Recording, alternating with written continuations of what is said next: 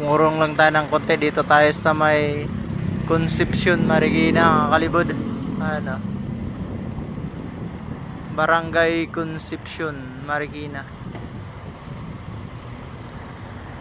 Medyo hapon na at hindi na masyado mainit. Ito yung lugar ng Marikina, napakalinis. Kalsada niya walang kalat-kalat.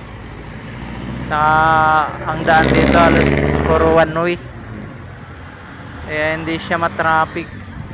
Maliban lang dun sa uwi na papuntang San Mateo at saka papuntang Katipunan.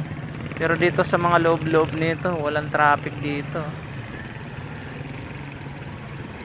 Concepcion, Marikina. Ayan.